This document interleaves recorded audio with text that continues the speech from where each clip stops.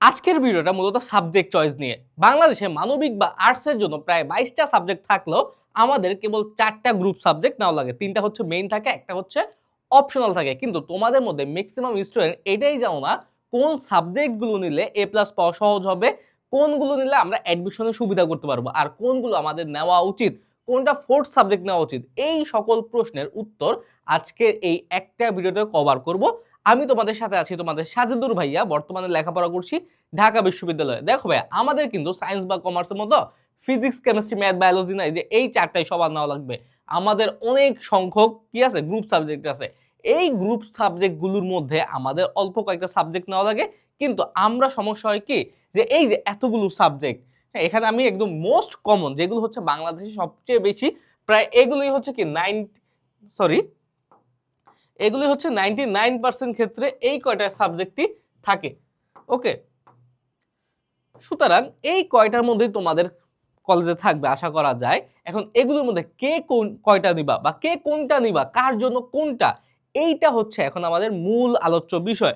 এখন আমি যদি ধরি যে অর্থনীতি, পরিণতি, সমাজবিজ্ঞান, সমাজকর্ম, এগুলো কি তোমার নেওয়া ঠিক হবে, নাকি তুমি ভূগোল নিবা, মনোবিজ্ঞান নিবা, এইরকম অনেক কিছু তোমরা আমাদের জিজ্ঞেস করো। আমরা একটু সাবজেক্ট বাই সাবজেক্টে যাই। এখন অর্থনীতি, মূলত অর্থনীতি হচ্ছে বর্তমানে প্রেক্ষাপটে সবচেয়ে যুগোপযোগী একটা সাবজেক্ট। বলা যায় যে এটা হচ্ছে অন্যান্য যে সায়েন্সের সাবজেক্ট হলো, বাংলাদেশে এটা আর্টসের সাবজেক্ট হিসেবে দিয়ে দিছে।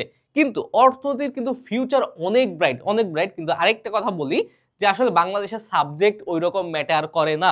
দেখবা বাংলাদেশের সবাই শেষমেশ সরকারি চাকরির পিছনে ঘুরে। বাংলাদেশে যারা বুয়েট মেডিকেলে পড়ে তারাও এখন বিসিএস দিচ্ছে। এগুলো এখন যদি তুমি চিন্তা করো যে এগুলো পড়লে তোমার বিসিএস ঢাকা বিশ্ববিদ্যালয় হয়ে যাবে, এটা টোটালি ভুল ধারণা। এটা তোমার এ প্লাস পাওয়ার ক্ষেত্রে সবচেয়ে বেশি হেল্প করবে। কিছু কিছু বিষয় আছে যেগুলো হচ্ছে ঢাকা বিশ্ববিদ্যালয়ের ভর্তি পরীক্ষা তোমাকে কিছুটা হলেও কি করবে, এগিয়ে রাখবে। আমি ওয়ান বাই ওয়ান বলবো। এখন ইকোনমিক্স কাদের জন্য? ইকোনমিক্স মূলত প্রচুর পরিমাণে ম্যাথ আছে, প্রচুর পরিমাণে ম্যাথ আছে, গ্রাফ আছে, গ্রাফ আছে, আর হচ্ছে তোমার এটা হচ্ছে জানা লাগবে, বুঝে পড়া লাগবে, কনসেপ্ট ক্লিয়ার করা লাগবে, কনসেপ্ট। এখন আর্টসের স্টুডেন্টরা কি চায়, যে তারা কম পড়ে বেশি মার্কস পাবে। কিন্তু ইকোনমিক্স এমন একটা বিষয় যেটা কিন্তু কম পড়ে বেশি মার্কস পাওয়ার কোনো কি নাই, উপায় নাই। এখানে যেমন সুবিধা আছে ওই রকম অসুবিধাও আছে। তোমরা যারা ঢাকা বিশ্ববিদ্যালয়ের অর্থনীতি বিভাগে ভর্তি হতে চাও, তাদের কিন্তু কলেজে অবশ্যই অর্থনীতি থাকা লাগবে। সুতরাং এটা একটু কঠিন হলেও এটার অনেক সুযোগ সুবিধা আছে। এবং তোমরা যারা হচ্ছে ভার্সিটিতে যাবা, ভার্সিটিতে তুমি যেই সাবজেক্টই নাও না কেন, একটা কোর্স কিন্তু এই অর্থনীতির উপরে থাকবে। আর ওই কোর্সের অর্থনীতি পড়াগুলো এই সেম কলেজ লাইফের অর্থনীতি থেকেই আসবে। মাইক্রো ইকোনমিক্স, ম্যাক্রো ইকোনমিক্স, হ্যাঁ, বাজার বিধি, যোগান বিধি, চাহিদা বিধি। এখন দেখো, এখন এটা কারা নিবা? এটা কারা নিবা? মূলত যারা হচ্ছে সায়েন্সের ছিলে, সায়েন্স থেকে এখন আর্টসে আসবা, সায়েন্স থেকে যারা হচ্ছে আর্টসে শিফট হবা, তারা হচ্ছে ইকোনমিক্সটা অবশ্যই রাখবা। এখন তোমরা বলতে পারো, ভাইয়া আমি তো আর্টসে, আমি কি পারবো না? হ্যাঁ, অবশ্যই পারবা। কিন্তু তোমার জন্য এর জন্য ম্যাথ জানতে হবে। এখন কতটুকু ম্যাথের বেসিক থাকা লাগবে? তুমি যদি ক্লাস 9-10 এর ম্যাথ পারো, অর্থাৎ যোগ, বিয়োগ, গুণ এবং ভাগ, এই চারটা মোটামুটি ভালোভাবে পারো, তোমার যদি কয়েকটা সূত্র, বেশি না, কয়েকটা সূত্র মুখস্থ করার অ্যাবিলিটি থাকে, তুমি যদি চাও যে হ্যাঁ একটু আমি পড়বো, তাহলে সম্ভব। দেখো, এই সব ক্লাস কিন্তু আমাদের এই যে একাডেমিক অ্যাডমিশন কোর্সে দেওয়া আছে। সুতরাং তোমার কোথা থেকে পড়া লাগবে, কিভাবে পড়া লাগবে, এইটা হচ্ছে কোনো ম্যাটার না। তুমি কি পড়তে চাও কিনা এটা ম্যাটার। তোমার যদি মনে হয় হ্যাঁ ভাই আমি পারবো, আমার ক্লাস দেওয়া আছে, ক্লাস নিচ্ছে ঢাকা বিশ্ববিদ্যালয়ের অর্থনীতি বিভাগের আমির ভাইয়া, সুন্দর করে বুঝাই দিছে, ক্লাস করলে ইনশাল্লাহ হয়ে যাবে। এই জিনিসটা মাথায় সেট করলে আশা করছি তত একটা প্যারা হবে না। অনেক সংখ্যক একদম ভিতরাও নিচ্ছে, পারতেছে, কিন্তু আগে নিজেকে বুঝাতে হবে যে তুমি পারবা কিনা। একদমই যদি ম্যাথ ভালো না লাগে, একদমই যদি গ্রাফ ভালো না লাগে, চার্ট ভালো না লাগে, তাইলে এটা থেকে একটু দূরে থাকাই ভালো। ওকে, এবার আসো আমরা পরের সাবজেক্টটা দেখি। পরেরটা কি? পৌরনীতি। পৌরনীতি হচ্ছে আমার খুব পছন্দের একটা সাবজেক্ট। এইটা থেকে তোমার অ্যাডমিশনে কিছুটা হলেও সুবিধা পেতে পারো। এখন যারা হচ্ছে অ্যাডমিশন এবং একাডেমিক দুটাতে ভালো চাও, তারা পৌরনীতি সাবজেক্টটা অবশ্যই রাখবা। কারণ হচ্ছে পৌরনীতিতে তোমার শিখার অনেক কিছু আছে, বুঝার অনেক কিছু আছে। এখন তার আগে একটা কথা বলি, সকল কলেজে কিন্তু সকল সাবজেক্ট থাকবে না। তোমার কলেজে কোন সাবজেক্টটা আছে এইটা আগে কলেজ সিলেকশনের পরে তুমি জানবা, তারপর সিলেক্ট করবা। আর যদি সিলেক্ট করতে সমস্যা থাকে, আমার ইনবক্সে তোমরা পার্সোনালি নক করবা বা এই পোস্টের কমেন্টেও নক করবা, আমি তোমাদের বলে দেবো যে তোমার কলেজ অনুযায়ী কোনটা কোনটা তোমার জন্য বেটার হবে। ওকে, তারপর দেখো এখন পৌরনীতিতে কি থাকে। পৌরনীতিতে মূলত হচ্ছে ছক থাকে, সরকার ব্যবস্থা থাকে, বিভিন্ন ব্যবস্থা থাকে আর ব্যবস্থাগুলো খুবই সহজ থাকে কিন্তু বুঝে পড়া লাগে। পৌরনীতি কি বুঝে পড়ার জিনিস, বুঝে এবং নোট করে পড়ার বিষয়।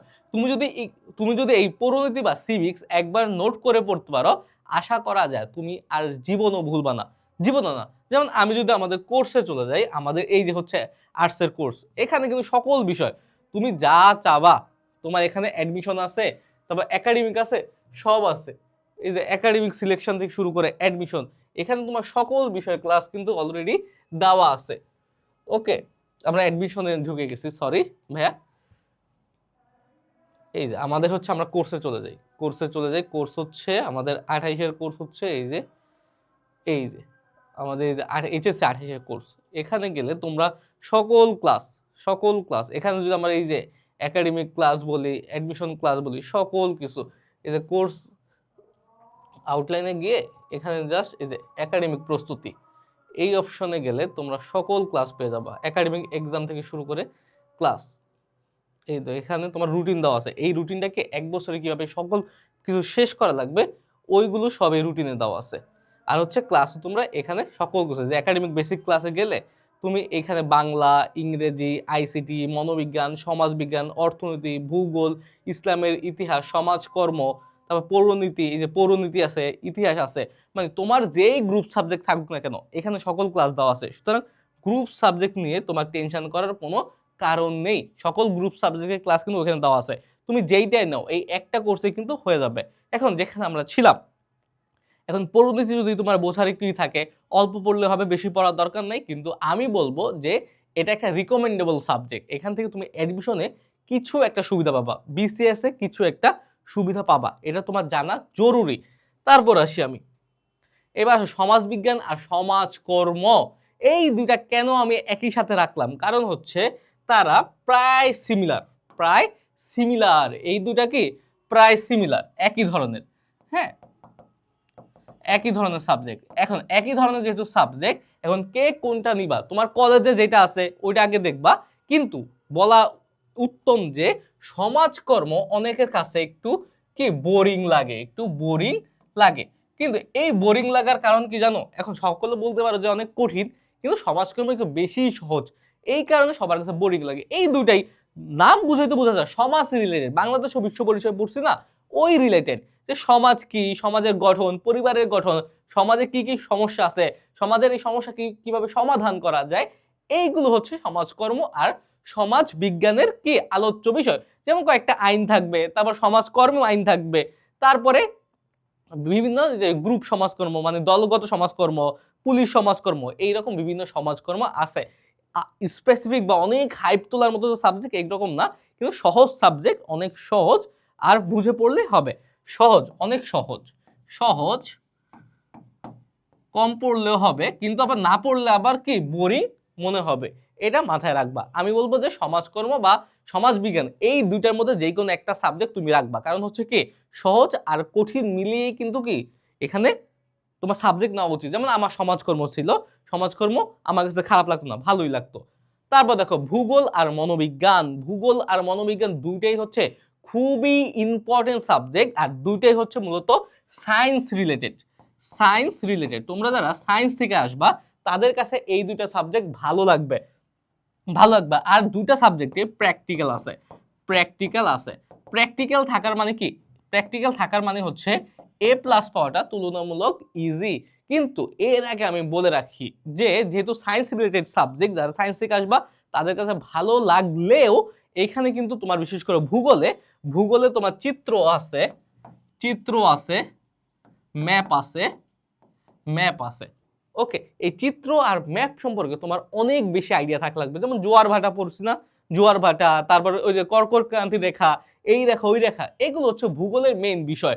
গাছপালা, বন, এগুলো নিয়ে ভূগোল কাজ করে। আর মনোবিজ্ঞান কি নিয়ে কাজ করে, মনোবিজ্ঞান হচ্ছে বিশেষ করে প্রথম পত্রটা আমরা বায়োলজি পড়ছিলাম না, ওই বায়োলজির মতো। বায়োলজি বা 8 এর বইয়ের আমাদের যে প্রথম কয়েকটা চ্যাপ্টার আছে ওই রিলেটেড, কেউ সেকেন্ড পেপার, আবার দুইটারই সহজ। অর্থাৎ এই দুইটা হচ্ছে একটু যারা হচ্ছে একটু ইন ডিটেইলসে পড়তে পছন্দ করো, একটু বুঝে পড়তে পছন্দ করো, অল্প অল্প নোট করে পড়লেই হবে তাদের জন্য। কিন্তু হ্যাঁ, ভূগোলটা কিন্তু অনেক অনেক পড়ার একটা বিষয়, অনেক বুঝার বিষয়। দুইটার একটাও না বুঝলে পারবে না, এটা আমি একটু নোট করে দেই। না বুঝলে পারবে না, বুঝে পড়ার বিষয়, বুঝে পড়ার বিষয়, বুঝে পড়ার বিষয়। এখন বুঝে পড়ার বিষয়, বুঝে বুঝে পড়ানোটা তো বেশি একটা কঠিন না। আমাদের এই কোর্সে হচ্ছে তোমার সাজেশন দেওয়া আছে। এখন সাজেশন থেকে হুবহু পরীক্ষা কমন আসবে, এটা আমরা বলে দিচ্ছি। কিন্তু এখন বুঝে তো ভাই তোমার পড়া লাগবে। এই কোর্সে চলে যাও, যতগুলো সাবজেক্টের কথা বলতেছি সকল সাবজেক্টের ক্লাস কিন্তু এই কোর্সের মধ্যে দেওয়া আছে। সুতরাং বুঝে পড়াটা তত একটা কি কঠিন না। তারপরে এই যে হিউম্যানিটি সুপার সাজেশন, যে বইটা প্রতি বছর 10,000 কপি আমাদের বিক্রি হয় মিনিমাম। এই যে মানবিকের জন্য অনেক বেশি অপশন কিন্তু বাংলাদেশে নাই। কিন্তু তোমার আগে খেয়াল রাখতে হবে কারা বেস্ট সার্ভিস দিচ্ছে, কোন বইটা তুমি সর্বোচ্চ কমন পাবা, কোন বইটা পড়ে গেলে কোন কোর্স থেকে হুবহুব কমন পড়বে, এই জিনিসটা তোমার মাথায় রাখতে হবে।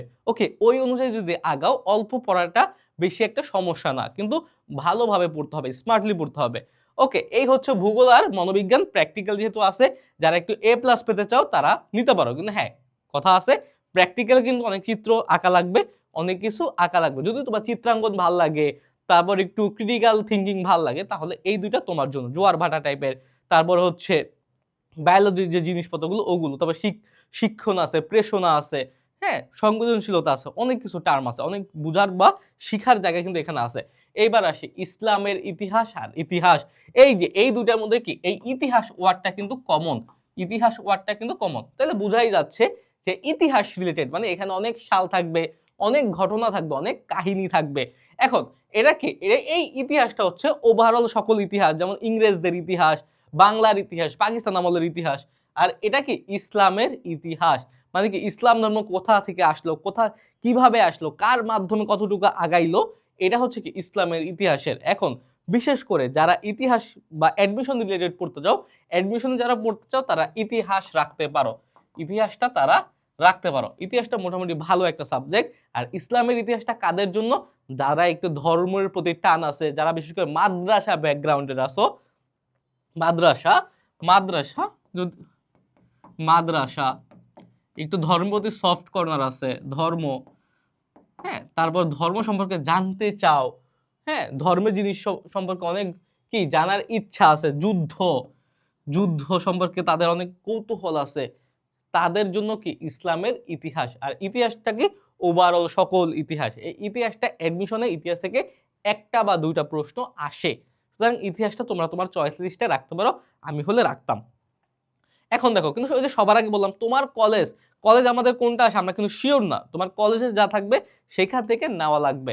ওকে, এই হচ্ছে তোমার। এখানে আরেকটা জিনিস একটু বলি, এখানে কি করা লাগবে, এইখানে তোমার প্রচুর পড়া লাগবে। পড়া লাগবে কি, বুঝে বুঝে পড়া লাগবে, পড়া লাগবে, পড়া লাগবে, কিছু মুখস্থ করা লাগবে, মুখস্থ করা লাগবে,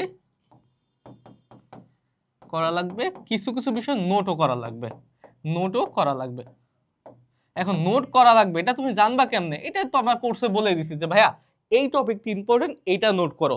বা আমাদের যে হিউম্যানিটি সাজেশন কোর্সের সাথে, বা আমাদের যে কিউএন এর ওয়েবসাইট আছে সেখানে, বা রকমারিতে যে হিউম্যানিটি সাজেশন আছে ওইটা পড়লেও হবে।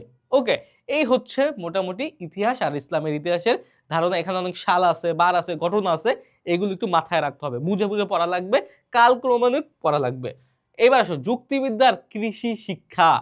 যুক্তিবিদ্যা আর কৃষি শিক্ষা এই দুটা কেন একসাথে রাখলাম, কারণ হচ্ছে ম্যাক্সিমাম জায়গায় এই দুটা অপশনাল সাবজেক্ট হিসেবে নেয়, হয় যুক্তিবিদ্যা নিবা অথবা কৃষি শিক্ষা নিবা, অপশন। কিন্তু এক একটা কলেজে এক এক রকম হয়ে থাকে। যেমন এনডিসিতে আমাদের সময় যেই কোনো সাবজেক্ট আমরা অপশনাল রাখতে পারতাম, আমাদের এই স্বাধীনতা দেওয়া হয়েছিল, এখন সকল জায়গায় নাই।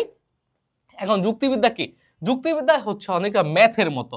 ম্যাথের মতো, ম্যাথ কি, যে হলে নাম্বার আছে, না হলে নাই, 100তে 100 পাওয়া সম্ভব যুক্তিবিদ্যায়, কিন্তু বুঝে পড়া লাগবে। আমার কলেজ লাইফে কেন জানি যুক্তিবিদ্যা আমার কাছে কঠিন লাগতো, কিন্তু আমি বাদে সবার কাছে সহজ লাগতো। সুতরাং এই সাবজেক্টটা সহজ। সকলে আমাদের দেখছি যে আমাদের এনডিসির পরীক্ষাগুলোর প্রশ্ন খুব কঠিন হতো, কঠিন হওয়া সত্ত্বেও এখানে সবাই 90 আপ পেত। কঠিন হলেও 90 আপ পেতো, তাইলে মানে কি 100 পড়াও, যেহেতু এনডিসির প্রশ্নে 90 আপ পেতো, তাহলে কি কঠিন হলো, সমস্যা নাই, ভালো একটা স্কোর করা সম্ভব। সুতরাং তোমার এখানে বুঝে পড়া লাগবে, যেমন অবরোহ অনুমান, আরোহ অনুমান। যারা বিশেষ করে সায়েন্স থেকে আসছো, তোমাদের কাছে বিষয়টা একটু ইন্টারেস্টিং লাগবে। ওকে, যদি একটু পড়ার নিয়ত থাকে, কিন্তু হ্যাঁ বুঝে পড়া লাগবে। এটাও কি বুঝে পড়ার জিনিস, বুঝে পড়ার জিনিস, বুঝে পড়া লাগবে, বুঝে পড়া লাগবে। এখন কথা আছে কিন্তু এখানে আরেকটা, যেহেতু এখানে মার্কস উঠানো সহজ, সুতরাং মার্কস কিন্তু কি গেল যাওয়াও সহজ। অর্থাৎ হয়তো হলে তুমি পুরো নাম্বার পাবা, না হলে জিরো পাবা। অঙ্কের মতো, অঙ্ক যেমন হলে পুরো নাম্বার পায় আর না হলে কি জিরো পায়, এইরকম। সুতরাং যুক্তিবিদ্যা নিতে পারো, সহজ একটা সাবজেক্ট, মজার একটা বিষয়, বুঝে পড়লে অনেক সহজ। হ্যাঁ, সকল মানুষ মরণশীল, করিম একজন মানুষ, সুতরাং করিম মরণশীল, এই টাইপের প্রশ্ন, উদ্দেশ্য বিদেহ তোমরা নিতে পারো, আমি কাউকে বাধা দিব না, খুবই ভালো একটা সাবজেক্ট। ওকে, আর এটার আরেকটা সুবিধা কি, যারা হচ্ছে ভার্সিটিতে যাবা, ফিলোসফি বিষয়টা নিবা, ফিলোসফিতে গুরুত্বপূর্ণ একটা টপিক হচ্ছে লজিক বা যুক্তিবিদ্যা। ওকে, এবার আসি আমরা কৃষি শিক্ষা। কৃষি শিক্ষা হচ্ছে আমাদের কোর্সে সংযোজিত সবচেয়ে লেটেস্ট একটা কোর্স, সবচেয়ে লেটেস্ট। তোমাদের এত সংখ্যক রিকোয়েস্ট আমরা কৃষি শিক্ষা নিয়ে পেয়েছি, গত বছরের কোর্সেও কিন্তু শুরুতে কৃষি শিক্ষা ছিল না, এই বছর তোমরা শুরু থেকেই পাচ্ছ। কারণ হচ্ছে বাংলাদেশে যে এত সংখ্যক স্টুডেন্ট কৃষি শিক্ষা নেয়, এটা আমাদের আগে জানা ছিল না। ইভেন সায়েন্সের স্টুডেন্টরা, কমার্সের স্টুডেন্টরাও কৃষি শিক্ষা নিত। ওকে, সুতরাং এই কৃষি শিক্ষাটা আমাদের রাখতেই হয়েছে। এটা খুবই একটা ভালো সাবজেক্ট, তোমাদের সকলেরই কম বেশি কৃষি শিক্ষা সম্পর্কে আইডিয়া আছে, জাস্ট অল্প পড়লে, বই দেখলে দাগালে হয়ে যায়। আমাদের কিন্তু এই যে এই কোর্সের সাথে প্রত্যেকটা বিষয় দাগানো বই দেওয়া আছে, বাংলা, ইংলিশ, আইসিটি সহ মানবিকের সকল বিষয়ের দাগানো বই দেওয়া আছে। এখন এই কোর্সের মধ্যে কি শুধুমাত্র গ্রুপ সাবজেক্ট আছে? না, গ্রুপ সাবজেক্ট না। আমি আবার একটু কোর্সে চলে যাই। দেখো, গ্রুপ সাবজেক্টে কৃষি শিক্ষা সহ সব আছেই এখানে। তাছাড়াও আমাদের একাডেমিক এক্সাম দেওয়া আছে। এক্সাম দেওয়ার পরে এখানে প্রি অ্যাডমিশন, মানে অ্যাডমিশনের আগে অ্যাডমিশনের যে প্রস্তুতি আছে, কিভাবে শুরু করবা, ওই ক্লাস দেওয়া আছে। অ্যাডমিশন ক্লাসও দেওয়া আছে, অর্থাৎ তোমার এইটা একদম অ্যাডমিশন পর্যন্ত, ঢাকা বিশ্ববিদ্যালয়ের চান্সের আগ পর্যন্ত এই একটা কোর্স রাখলে আর কিছু লাগবে না। এখন তোমাদের আরেকটা প্রশ্ন থাকতে পারে যে ভাইয়া এটা কি শুধুমাত্র প্রথম পত্রের? না, এখানে সকল বিষয়, বাংলা, ইংলিশ, আইসিটি সহ মানবিকের সকল বিষয়ের প্রথম পত্র আর দ্বিতীয় পত্র উভয় পত্রই দেওয়া আছে। ওকে, এই হচ্ছে বেসিক জিনিস। এছাড়াও আরো কি কি সুবিধা পাচ্ছ? সুবিধা পাচ্ছ, পুরনো আর্কাইভ ক্লাস দেওয়া আছে, তাছাড়া এক্সাম আছে, অ্যাডমিশন এক্সাম আছে। এছাড়াও বর্ণ এআই আছে, বর্ণ এআই আছে। এই এআইটা ইউজ করলে তোমার যত ডাউট আছে, ডাউটগুলো সলভ হয়ে যাবে। দাগানো বই আছে, তারপরে এআই দেওয়া আছে। তারপরে আরেকটা জিনিস আছে, সেটা হচ্ছে রুটিন। এই রুটিনটা ফলো করলে 1 বছরের মধ্যে একাডেমিক অ্যাডমিশন, প্রথম পত্র, দ্বিতীয় পত্র সকল কিছু শেষ হয়ে যাবে। ওকে, এই এআই তে তোমার কোনো সমস্যা হচ্ছে, এআই কাছে জিজ্ঞেস করলে এআই তোমার সমস্যাগুলো সমাধান করে দিবে। বর্তমানে সবাই আমরা এআই ব্যবহার কম বেশি করি, আর করা উচিত আমি মনে করি। ওকে, এখানে ফ্রি ক্লাসগুলো দেখে তুমি হচ্ছে তোমার ডিসিশনটা নিতে পারো যে আমাদের ক্লাসগুলো কেমন কোয়ালিটি দেখি। কিন্তু এটা আমি তোমাদের এনশিওর করি যে বাংলাদেশে আমাদের উপরে এখনো পর্যন্ত আর্টসের কেউ নাই, ইনশাল্লাহ কেউ থাকবেও না। কারণ হচ্ছে আমরা ডে বাই ডে তোমাদের জন্য যা করছি এটা কেউ করবে না। আমরা কিন্তু নতুন করে এই যে ম্যাপ, জিওগ্রাফি যারা নিবা, লজিক যারা নিবা, তাদের উপরে যে ম্যাপ ম্যাপ বা মাইন্ড সেটিং যে জিনিসগুলো আছে, ভিজুয়াল যে পড়াগুলো আছে, এগুলো কিন্তু আমরা অ্যাড করে দিব খুব দ্রুতই। ওকে, এই হচ্ছে তোমার আইডিয়া। এখন আরেকটা জিনিস থাকে যে ভাইয়া কোনগুলো নিব বা আপনার কোনগুলো ছিল। দেখো, আমার ছিল কি, আমি হলে কি নিতাম, অর্থনীতি নিতাম। কারণ আমি সায়েন্স থেকে আসছি বা আমি আর্টসে আছি, সমস্যা নাই, আমি মোটামুটি ম্যাথ পারি, আমি অর্থনীতি নেব। তারপরে হচ্ছে কি পৌরনীতি অবশ্যই নেব, আর ইতিহাস, এই তিনটা আমি নিতাম। এখন এর বাদে একটা সহজ সাবজেক্ট সমাজকর্ম ছিল আমার, সমাজকর্ম নিয়েছিলাম। এখন তোমরা কোনগুলো নিবা?